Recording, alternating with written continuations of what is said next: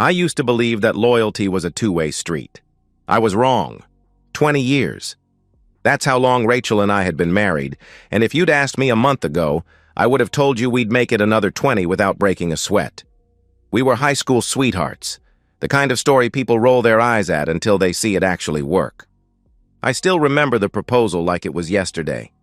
Nothing fancy, just me on one knee in the park where we had our first kiss, holding a quarter-carat diamond that took 3 paychecks to afford. Rachel cried so hard she could barely say yes. Our wedding was the same. Small, intimate, just family and close friends in her parents' backyard. Her dad, Frank, pulled me aside that day and told me he couldn't have picked a better man for his daughter. Those words meant everything to a 22-year-old factory worker with calloused hands and big dreams. The early years were golden. I'd come home from a 12-hour shift at the plant, covered in grease and sweat, and Rachel would be there waiting with dinner warm in the oven. She'd trace the scars and calluses on my hands while we talked about our days, calling them honest hands, with this little smile that made every aching muscle worth it. Sunday dinners with both families became our tradition. Her mother Margaret's pot roast, my mom's apple pie, Frank telling the same construction site stories while we all pretended we hadn't heard them before. I never minded the double shifts, the overtime, the holiday work. Every extra dollar was an investment in our future. Rachel handled the finances. She was always better with numbers than me. She managed our social calendar too, keeping track of birthdays, anniversaries, organizing get-togethers. I trusted her completely. Why wouldn't I? This was Rachel. My Rachel. The changes started small, so small I didn't even notice at first. She began staying up later, always on her phone, scrolling through something with the screen tilted away from me. "Just Facebook," she'd say dismissively when I asked. "You know how these mom groups are, always some drama." She started suggesting I pick up more weekend shifts. "We need to build our nest egg," she'd say, kissing my cheek. "I want us to be secure." When Jim from next door mentioned he'd seen Rachel's car at the shopping center during my Tuesday shift, she had an easy explanation: picking up prescriptions for her mother. When Carol from down the street asked if Rachel enjoyed the new lunch place downtown, Rachel laughed and said Carol must have mistaken someone else for her. I believed every word. That was my job as a husband, wasn't it? To trust my wife? But 3 weeks ago, something shifted. I came home from a particularly brutal shift. One of the machines had broken down, and I'd spent 6 hours elbow deep in mechanical guts trying to fix it. My back screamed, my head pounded, and all I wanted was to collapse into bed beside my wife. Rachel was already asleep, or pretending to be. Her phone lay face down on the nightstand, and for the first time I could remember it was still glowing with notifications. Not the gentle pulse of a charging light, but the active glow of incoming messages. At 2 a.m. I lay there staring at that phone, feeling something cold and foreign twist in my stomach. 20 years of marriage, and I'd never once thought about looking at Rachel's phone. Never needed to. But lying there in the dark, listening to her breathing that seemed a little too controlled to be truly asleep, I felt the first crack in the foundation we'd built. I should have picked up that phone, but I still believed in us. That was my first mistake. 3 weeks passed after that sleepless night, and I became a detective in my own home. Every morning started the same. I'd reach for Rachel like I had for 20 years, and she'd already be out of bed, in the shower, or suddenly remembering something urgent in the kitchen. No more good morning kisses. No more waiting up when I worked late. When I tried to hold her hand while watching TV, she'd pull away to check her phone or adjust a pillow. "I'm just tired," she'd say evasively when I tried to initiate intimacy. "This headache won't go away. My stomach's been off. Mom's health issues are stressing me out." 20 years of marriage teaches you the rhythm of your partner's body, their desires, their patterns. This wasn't stress. This was avoidance. The phone became her constant companion. She'd take it to the bathroom every single time. She'd panic if she couldn't find it immediately, tearing through cushions with barely controlled anxiety until it was back in her hands. The password had changed, too. I discovered this by accident when I tried to check the weather on her phone while mine charged. "Privacy is important, even in marriage," she said sharply when I asked about it, her tone cutting. "Are you turning into one of those controlling husbands?" Her appearance began to change. New clothes appeared in the closet. A silk blouse here, a form-fitting dress there, things I never saw her buy. She started wearing makeup for grocery runs, styling her hair for errands. The perfume was what really caught my attention. For 20 years, Rachel wore the same vanilla scent I'd bought her for our first Christmas together. Now she smelled like something expensive and unfamiliar, something that made my throat tight with recognition I couldn't quite place. "It's a gift from Lisa," she explained when I mentioned it. "From that new boutique downtown. Don't you like it?" Lisa. Her friend Lisa, who was planning a wedding and apparently needed Rachel's help 3 times a week. Tuesday meetings, Thursday consultations, Saturday planning sessions. Rachel had never shown any interest in event planning before, but suddenly she was indispensable to Lisa's big day. The lie unraveled at a neighborhood barbecue. I was manning the grill with Tom, Lisa's fiancé, making small talk about the wedding. "Rachel's been such a huge help to Lisa," I said, flipping burgers. "All those planning meetings must be paying off." Tom's forehead creased. "Planning meetings? Man, we hired a professional planner months ago. Lisa hasn't needed help with any of that stuff." The burger nearly slipped off my spatula. "Oh, I must have misunderstood," I managed, my mind racing. "You know how women are with their projects." But I hadn't misunderstood. Rachel had looked me in the eye and lied over and over again. The distance between us in bed became an ocean. We'd lie there, inches apart but completely disconnected, the silence so loud it hurt my ears. When I tried to talk about us, about what was happening, she'd turn it around on me. "You're suffocating me, Daniel," she'd snap defensively. "When did you become so needy?" So suspicious. This isn't the man I married. Maybe she was right. The man she married would never have doubted her. But that man was dying, suffocated by lies I couldn't quite prove. The receipt changed everything. Rachel had asked me to grab ibuprofen from her purse, another headache, and there it was, crumpled between her wallet and makeup bag. Lucia's Italian Bistro, dated last Tuesday at 1 p.m., during my shift. During her meeting with Lisa, 2 entrees, a bottle of wine, $68 for a lunch she'd never mentioned. "It was a business lunch," she said quickly when I confronted her, snatching the receipt from my hand. "I'm trying to get design work from a new client." "Is that a crime? Do I need to report every movement to you now?" Rachel did occasional freelance graphic design, mostly logos for local businesses, nothing that involved wine lunches at upscale restaurants. Her clients were plumbers and lawn care services, people who met at Starbucks with budget constraints and specific requests. "Which client?" I asked.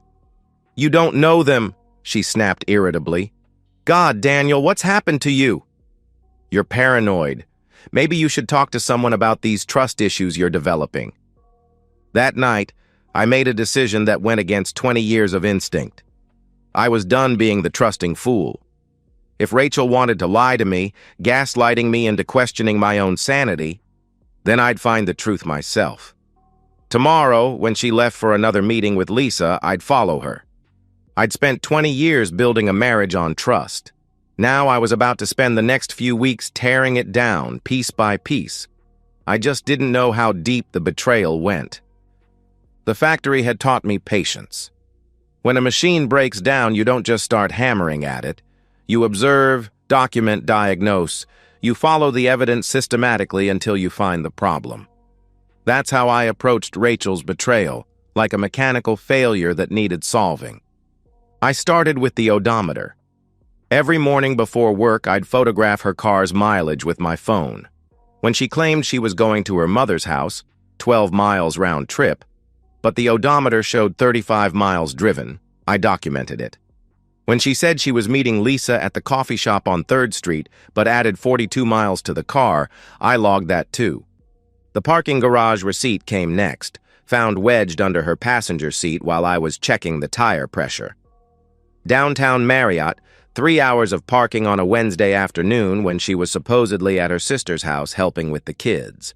Her sister lived in a suburban neighborhood with driveways, no parking garages for miles. I drove by Lisa's house during the next planning meeting. Rachel's blue Honda wasn't there. It wasn't at the coffee shop either, or the bridal boutique, or any of the places she claimed to frequent. But I found it eventually, parked outside an apartment complex called Riverside Gardens on the other side of town. I sat in my truck for 3 hours, watching, waiting, my hands gripping the steering wheel until my knuckles went white. She emerged, looking refreshed, almost glowing, fixing her hair in the car mirror before driving away. I wanted to vomit. The credit card statements revealed more. She'd hidden them lately, but I knew her passwords. She'd been using variations of the same ones for years. A charge at Victoria's Secret 2 weeks ago, almost $200. I'd never seen any new lingerie. Restaurants I'd never heard of. Always 2 meals. Always during my work hours. Cash withdrawals that didn't match our usual spending patterns. The phone bill was damning in its absences. Hundreds of texts during specific windows, always when I was at work. But the messages themselves were deleted. She was careful, but not careful enough. The pattern was clear. Heavy texting from noon to 3 on weekdays, nothing on weekends when I was home. After a week of surveillance, I followed her again. This time, I watched her park at Riverside Gardens and use a key to enter apartment 237. A key. Not knocking, not ringing a doorbell. She had a key to another man's apartment. I sat in my truck, engine off, watching our 20-year marriage dissolve in real time. An elderly woman walking her dog passed by, and I realized I was crying.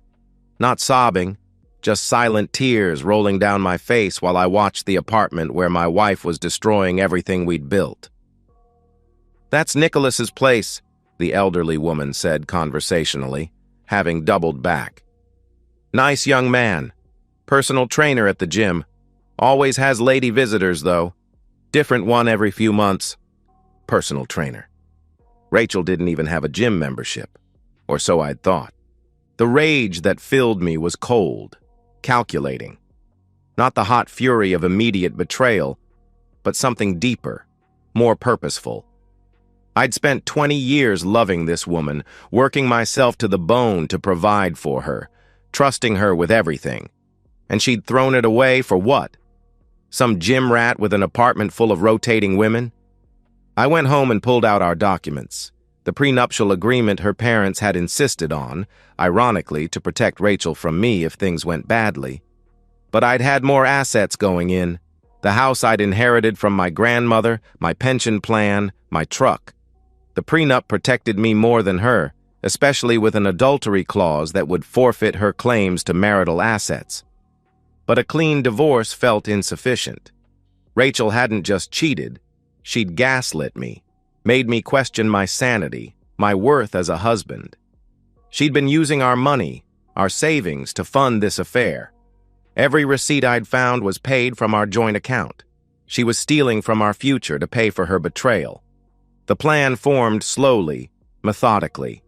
Rachel's greatest weakness had always been her parents' opinion. Frank and Margaret thought their daughter had the perfect marriage. They bragged about her at church, about how she'd found such a good, stable man in me. They'd been married 45 years themselves and saw their values reflected in our relationship. What if they discovered the truth? Not from me, not secondhand, but with their own eyes. I studied Nicholas's schedule by sitting in the parking lot at different times, noting his patterns. He worked mornings at the gym, had clients until 2 p.m., then was consistently home by 3. Rachel always arrived around 3:30, staying until 6. Sometimes 7ths were their most consistent day, every Thursday without fail. Next Thursday, that would be the day. I'd already heard Rachel mention possibly having another wedding planning session that day. I'd pretend to pick up an evening shift, ensuring she felt safe in her deception. Then I'd make a phone call that would destroy her world as thoroughly as she'd destroyed mine. I used to fix broken machines for a living. Now I was about to break something that could never be repaired. And unlike those machines, this was exactly what I wanted.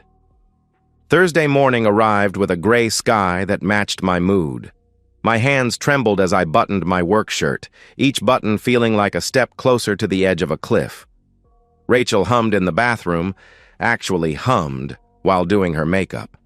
She'd been in such good spirits all week, more affectionate than she'd been in months. The anticipation of her afternoon with Nicholas made her generous with her deception. "Have a good day, honey," she said cheerfully, kissing my cheek at the door. The kiss burned like acid. "Don't work too hard." "Might have to stay late tonight," I replied, the lie sliding out smoothly. "Johnson wants that main line recalibrated before the weekend." "That's fine," she responded casually. "I'll probably have dinner with Lisa anyway." Wedding stuff. She smiled, and I saw it clearly now. The practiced ease of her deception, the way the lie rolled off her tongue like truth. At work, I was useless. Dropped a wrench into the machinery, nearly crashed a forklift, forgot basic procedures I could do in my sleep. My supervisor, Mike, pulled me aside at lunch. "Dan, what's going on?" he asked with concern. "You look like hell." "Rachel's not feeling well," I answered. "Might be something serious. Can't stop worrying about her." Mike's face softened. "Take the afternoon, man." Family comes first. If only he knew. I clocked out at 2 p.m. and sat in my truck in the parking lot staring at my phone. Margaret's number glowed on the screen. One call would set everything in motion. Once I pressed that button, there was no going back. A text from Rachel appeared. "Having dinner with Lisa tonight. Don't wait up. Love you." The heart emoji decided it. I pressed call. "Daniel!" Margaret's warm voice filled my ear. "How lovely to hear from you." "Hi, Margaret. Listen, I'm really worried about Rachel," I said, my voice cracking, not acting, just the genuine emotion of the moment. "She called me about an hour ago saying she felt dizzy, nauseous, like she might faint. She was driving home but sounded really out of it." "Oh my goodness," she exclaimed. "Is she okay?" "I don't know," I continued desperately. "I'm stuck at work, big emergency with the machines, and I can't leave for at least 2 hours. I tried calling her back, but she's not answering. Could you and Frank check on her? I'm worried she might need the emergency room." "Of course," she replied immediately. "We'll leave right now." Oh, poor Rachel. She's been under so much stress lately. "Thanks, Margaret," I said gratefully. "I'll meet you there as soon as I can get away." "Probably around 5:30? "Don't worry, Daniel," she assured me. "We'll take care of her." I hung up and drove to Riverside Gardens, parking down the street with a clear view of the entrance. My watch read 3:15. Rachel would arrive soon, then Nicholas, then her parents around 5:30. I'd arrive moments later, playing the concerned husband who'd rushed from work. Nicholas's motorcycle pulled in at 3:20, so he'd left the gym early today. Special occasion, perhaps. Rachel's Honda arrived at 3:35, and she practically bounced out of the car, carrying a small gift bag. An anniversary of some kind? The thought made bile rise in my throat. I waited, watching the clock, my heart hammering against my ribs. This was really happening. 20 years of marriage ending in a carefully orchestrated revelation. At 5:15, I noticed Nicholas's motorcycle was still there in its spot. Good. They were both inside. My plan would work. At 5:28, Frank's blue sedan pulled into the complex. I could see Margaret in the passenger seat, her face creased with worry. I pulled in behind them, jogging over with what I hoped looked like desperate concern. "Daniel?" Margaret grabbed my arm urgently. "Any word from her?" "Nothing," I replied anxiously. "Her car's here, though." She must be inside. Frank studied the building.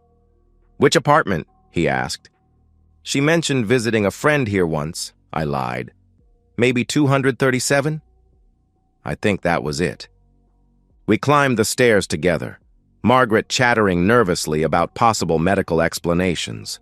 Low blood sugar, inner ear problems, maybe even pregnancy at her age. Each suggestion was a knife twist, knowing what we were about to find. The door to 237 was slightly ajar, soft music floating out. I'd made a copy of Rachel's key weeks ago, but we wouldn't need it. I pushed the door open wider and we stepped inside. Another text from Rachel buzzed my phone. "Lisa says hi." "Having such a good time. You're the best husband ever for understanding." I took a deep breath and opened the door fully. In 30 seconds, 3 lives were about to change forever. And only one of us knew it was coming. The scene that greeted us was worse than anything I'd imagined. Rachel and Nicholas weren't in bed. They were on the couch, intimately entwined, her silk blouse unbuttoned, his shirt on the floor. Wine glasses sat on the coffee table next to the gift bag I'd seen Rachel carry in. But the detail that burned itself into my memory, the thing that made everything irreversibly real, was Rachel's wedding ring sitting beside the wine glasses like a discarded prop. The sound Margaret made wasn't quite a gasp or a scream. It was something primal, the sound of a mother watching her child destroy themselves. Rachel's head snapped up, her eyes going wide as she processed the scene. Not just her husband, but her parents, all standing in the doorway of her secret world. "Mom?" The word came out as a squeak. Rachel scrambled to cover herself, her hands shaking so badly she couldn't manage the buttons. "This isn't... I can explain." Nicholas jumped up, grabbing for his shirt, his gym-sculpted muscles tense with panic. He was younger than I'd expected, maybe early 30s, with the kind of prettiness that belonged in a cologne ad. The kind of man who'd never worked an honest day in his life. Frank moved faster than any of us expected. 20 years of construction work had kept him strong, and his rage gave him speed. "You son of a b***," he roared, crossing the room in 3 strides and slamming Nicholas against the wall. "With a married woman?" "My daughter." I joined him, grabbing Nicholas's other arm, and together we pinned him. Up close, I could smell Rachel's perfume on him, see a lipstick mark on his neck. My vision went red at the edges. "Please," Nicholas begged, his pretty boy confidence evaporating. "She told me you were separated. She said the marriage was over." "Liar!" Rachel shrieked in response, but her voice cracked, betraying her. Frank's fist connected with Nicholas's jaw, not with full force, but enough to send him sliding down the wall. "Get out!" Frank growled menacingly. "Get out before I do something that'll land me in prison." Nicholas scrambled for his belongings, trying to maintain some dignity as he fled. "Rachel, tell them," he pleaded. "Go!" Frank bellowed, and Nicholas ran, leaving Rachel alone to face the wreckage. Margaret hadn't moved from the doorway. She stood perfectly still, tears streaming down her face, looking at Rachel like she was a stranger. When she finally walked forward, Rachel reached for her, seeking comfort, but Margaret's hand came up sharp and fast, slapping Rachel across the face, not violently, but with the precise disappointment only a mother could deliver. "How could you?" Margaret's voice was barely a whisper. "How could you do this to Daniel?" "To us? To yourself? We raised you better than this." Rachel collapsed onto the floor, sobbing hysterically, makeup running in black streams down her face. "It just happened," she wailed desperately. "I didn't mean for it to. Daniel's always at work, always tired. I felt so alone." "Alone?" I finally spoke, my voice deadly calm. "I worked those hours for us, for our future. Every double shift, every weekend, every holiday, it was all for us. And while I was breaking my back, you were here." Rachel crawled toward me on her knees, grabbing at my legs. "Please, Daniel, please," she begged frantically. I'll end it. I'll never see him again. We can go to counseling. I'll do anything. Anything you want. 20 years, Daniel. 20 years has to mean something. It meant everything to me, I said coldly, stepping back from her grasping hands. But apparently it meant so little to you that you could throw it away for… What? Some gym trainer who probably has a different woman here every week? Margaret knelt beside Rachel, but not to embrace her. She gripped her daughter's chin, forcing her to make eye contact. Your father and I have been married 45 years, she said sternly. 45 years, Rachel. We've had hard times, lean times, times when we could barely stand each other. But we never betrayed our vows. Never. It was a mistake, Rachel sobbed brokenly. Just a stupid mistake. How long? Frank asked, his voice rough with controlled fury. How long has this been going on? 2 months, Rachel whispered, then seeing our faces, amended. 6 months. 6 months of lies. 6 months of gaslighting me, making me feel paranoid and controlling. 6 months of using our savings to fund her affair. The prenup protects everything I brought into the marriage, I stated mechanically, my voice emotionless. The house, my pension, my truck, and the adultery clause means you forfeit any claim to marital assets. Rachel's sobs turned to wails. You can't! Daniel, please! She pleaded desperately. I'm filing Monday morning, I declared firmly. You'll need to find somewhere else to live by the end of the week. Frank stood, his face granite. We'll testify to what we saw, he said resolutely. Whatever Daniel needs for the divorce, he has our support. Margaret rose too, looking down at her daughter with profound disappointment. I don't know who you are anymore, Rachel, she said sadly. The daughter I raised wouldn't have done this. She wouldn't have destroyed a good man who loved her. Mom, please, Rachel begged. But Margaret was already walking toward the door. Frank paused beside me, his hand on my shoulder. Son, you deserved better, he said quietly. You always have. I looked down at Rachel one last time, this woman I'd loved for 20 years, who I'd built my entire life around. She looked small, pathetic, her carefully applied makeup smeared, her hair disheveled, the designer clothes she'd bought with our money wrinkled and stained with wine. This was who she really was beneath the lies. Your things will be in boxes on the lawn Tuesday morning, I said with finality. Don't try to come to the house before then. I walked out with her parents, leaving Rachel alone in the apartment she'd used to betray everything we'd built. Behind us, her sobs echoed down the hallway, but none of us turned back. I walked out of that apartment with her parents beside me, leaving Rachel with nothing but the ruins of her lies. But revenge, I was about to learn, is a meal best eaten cold, and it lasts longer than you expect. 6 months later, I sit on my porch with a beer, watching the sun set over the neighborhood. The house is quieter now, but it's a peaceful quiet, not the tense silence that marked the final months of my marriage. The divorce was swift and brutal. Rachel's parents' testimony, combined with the documentation I'd gathered and the prenuptial agreement, left her with almost nothing. She got her car, her personal belongings, and a small portion of our joint savings, barely enough for a security deposit on an apartment. Nicholas disappeared within a week of the confrontation. Apparently, dating married women lost its appeal when it came with angry fathers and divorce court subpoenas. Rachel tried to contact him, I heard, but he'd blocked her number and moved to another gym across town. She lives in a studio apartment now, working retail at the mall to make ends meet.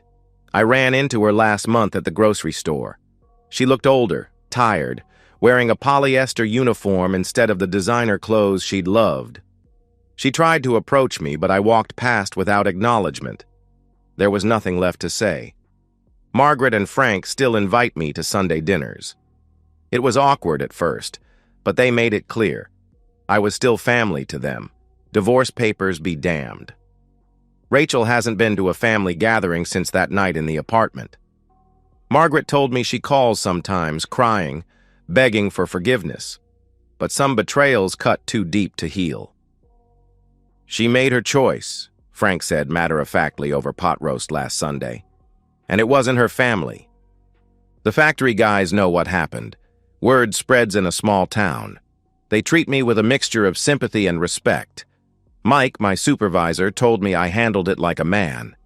Clean, decisive, no drama at work, he said approvingly. That takes character. I haven't dated yet. Maybe I will someday, when the thought of trusting someone doesn't make my chest tight with anxiety. For now, I'm rebuilding myself, piece by piece, the same methodical way I fix machines. Sometimes, late at night, I wonder if I went too far. If I should have confronted her privately, divorced quietly, let her keep her dignity. But then I remember the gaslighting, the way she made me question my sanity, the casual cruelty of her deception. She wanted to destroy our marriage in secret, in the shadows, while maintaining her facade of the perfect wife. Instead, I made sure the people who mattered most saw exactly who she really was. The sun dips below the horizon, painting the sky orange and purple. I take another sip of beer, feeling something I haven't felt in months: peace. The foundation I built my life on may have crumbled, but I'm still standing. That's more than Rachel can say. And that's the end of today's story. If you enjoyed it, please give this video a thumbs up and drop a comment below. Your support helps the algorithm push my content further. If you're new to the channel, don't forget to hit that subscribe button. It really helps me keep creating more stories for you. Thanks for watching, and I'll see you in the next one.